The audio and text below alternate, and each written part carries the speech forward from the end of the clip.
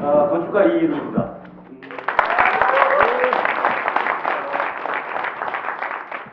사실은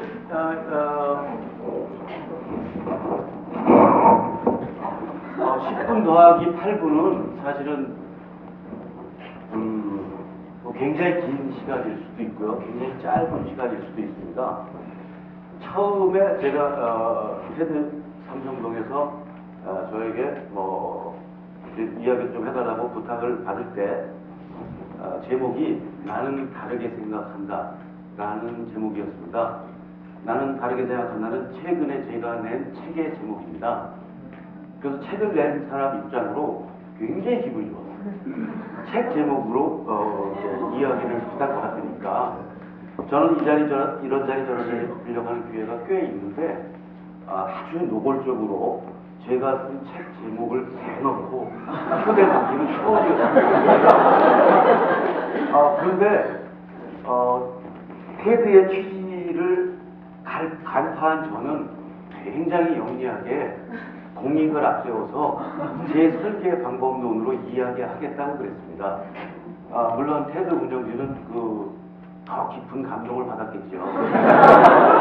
그래서 그리고 우리 집 식구들도 테드에 나가서 이야기하는 것을 굉장히 좋아했습니다. 물론 제가 나가겠다고 대답한 뒤의 반응입니다. 가족이라고 하면 모든 걸 다 상의할 것 같지만 사실은 가족이라는 이유로 상의하지 않는 것들이 많습니다. 왜 그러냐면 당연하게 받아들이는 부분들이 너무 많기 때문입니다.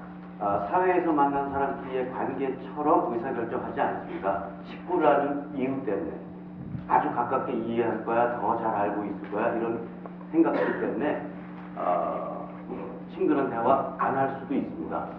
믿는 부분들이 많기 때문이죠. 의사소통이 잘 될 거다, 이렇게. 바로 그렇게 생각하는 방법을 같이 이야기하는 한 10분 되겠습니다. 저는 모든 걸 같이 보는 것, 같은 방향으로, 뭐 그건 별 의미가 없다라고 생각합니다. 왜냐하면 같은 방향에 앉아서 한 곳을 보는 것 같지만 확인할 방법들이 없어요. 전혀 없습니다. 영화 같이 보지만 느낌 다 다르고요. 이야기 같이 하지만 뭐 생각들 다 다르지 않습니까? 그래서 정해진 방식에 권유되는 것, 이런 것들이 세상에 통용되는 방법들이 반드시 옳지 않다, 그렇게 생각하는 종자가 좀 그런 스타일입니다. 제가 어렸을 때 초등학교, 제가 다닐 때는 국민학교였습니다. 굉장히 이상한 것들이 많았습니다. 제가 배우는 것에 이를테면 배달민족이라고 배우는데 제 생각에는 배달은 민족인 것 같았고요. 그렇습니까? 그리고 지금 뭐 유전학적으로 한반도에 있는 우리 사람들 다 남반구, 광고 이렇게 섞여 있는 거 아니겠죠? 그다음에 직업이 모든 직업은 귀천이 없다라고 배우는데 분명히 하굣길, 등굣길에 보이는 내 풍경들은 직업에 귀천이 있었고요. 사람은 누구나 평등하다라고 하는데 어린 눈에 보이는 것도 평등하지 않았어요. 그런 방법으로 늘 공부한 것들이 저를 계속 괴롭혔어요. 그래서 어느 날 이 방식이 아닌 거 어떡하냐, 배운 거 지우는 게 좋겠다. 뭐 그것이 제가 갖고 있는 세상에 대한 의문들을 지워나가는 것, 그것이 가장 좋은 방법이겠다라고 생각하고 지금껏 좀 건축 디자인으로 생업을 삼고 있습니다. 제가 세상에 주장하는 방법은 체나눔이라는 방법입니다. 첫 장면 보시죠.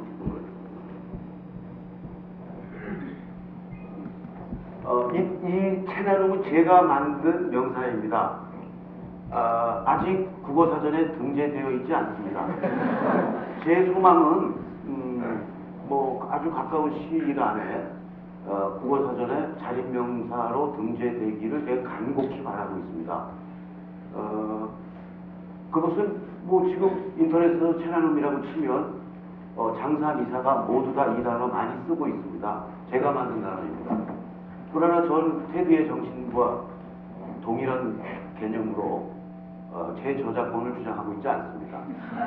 체나눔 사용에 대한 공익성을 저는 강조하고요. 제가 아닌 사람도 누구나 이 개념을 쓰기를 바랍니다. 권유하는 거죠. 채라고 하는 단어와 나누다를 명사로 바꾼 조합 명사입니다. 다음 편은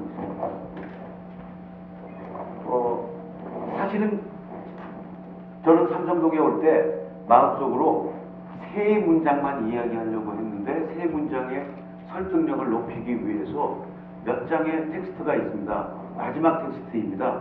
이 다음 장부터는 단어 한두 개밖에 등장하지 않습니다. 저는 여러분들의 늦은 시간을 편안하게 해드리려고 합니다. 아마 귀가하실 때 제 이야기를 듣는 순간의 표정은 굉장히 편안했는데 머릿속은 좀 복잡해지실 겁니다. 제가 노리는 바이기도 합니다. 채는 집을 세는 단위입니다. 한 채, 두 채. 또는 사람채, 안채, 바깥채 할 때 쓰이기도 합니다. 나누다가 중요합니다. 나누다는 기본적으로 우리에게 제일 많이 쓰이고 있는 방식은 디바이드 시키는 겁니다. 또는 잘라내는 겁니다. 또는 도둑놈들끼리 작물을 나누어 가는 겁니다. 쉐어하는 거죠, 이렇게. 그런데 제일 중요한 것은 가르다, 나누다, 몫을 구분하다 그 뜻이 아니라 소통하다입니다. 지금 뭐 너무 길어서 여러분들 피곤하실까봐 그냥 잘라놨습니다. 요 스크린 뒤에 소통하다라는 자막이 별도로 뜨고 있습니다. 자, 그래서 형태적으로 표현하면 세상의 통념은 작은 것 더하는 거라고 여러분들 다들 이해하고 계실 겁니다. 작을수록 더하자 그러죠. 근데 저는 작을수록 나눠야 된다고 생각합니다. 그 작을수록 나누는 부분들은 환경에서부터 우리 의사소통까지 모든 게 그렇게 되어 있는 거죠. 작은 의견들 통폐합하는 것이 굉장히 나쁜 방식입니다. 의견들은 나누어질수록 좋은 거죠. 그러니까 시끄러워야 뭐 이렇게 건전한 토론들 일어나잖아요. 근데 더해지는 게 좋지 않아요. 의사소통 방식에 있어서도 그렇고요. 특히 건축, 공간, 작법에서 그렇습니다. 그 디테일한 건 뭐 잠시 뒤에 또 건축적으로 약간 깊숙이 들어가면서 얘기하도록 하겠습니다.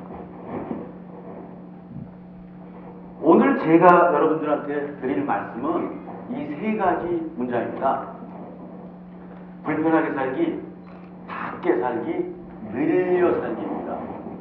불편하게 살기는 편리하게, 편안하게 사는 것의 반대를 의미합니다.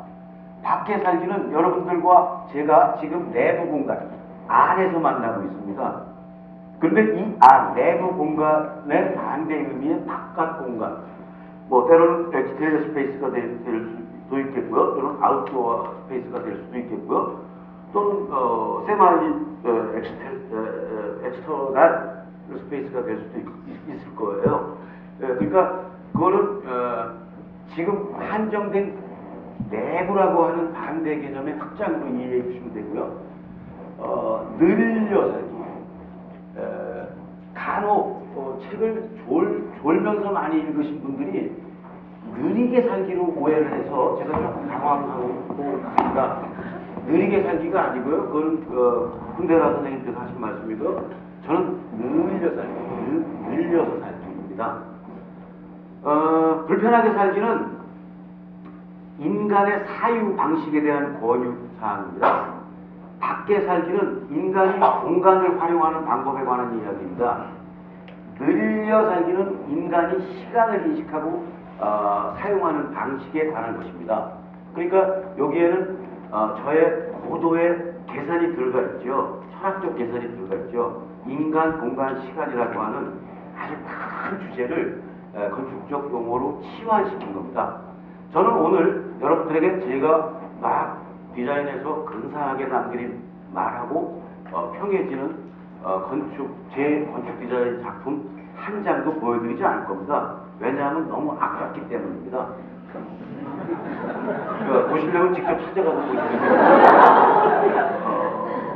또는 그것은 사실 제가 적당한 농담이었고요. 사실은 텍스트 위주로 말해지는 것이 시각적 예술로 인식되는 건축을 가장 풍요롭게 상상하게 합니다.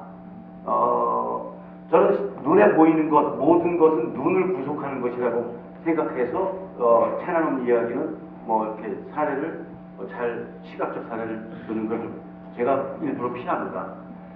그리고 또 시각적 자료가 없을 때는 적당히 거짓말하기가 좋고요. 불편하게 살기에서부터 얘기하겠습니다. 뭐 이렇게 넓은 화면에 문장 한 줄이 나오니까 여러분들 금방 외우실 거예요.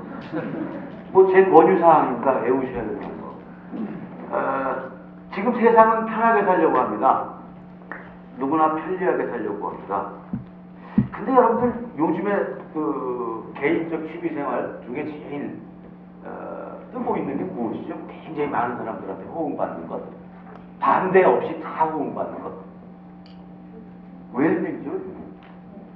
근데 웰빙을 체화시켜서 행동하는 게 운동이죠.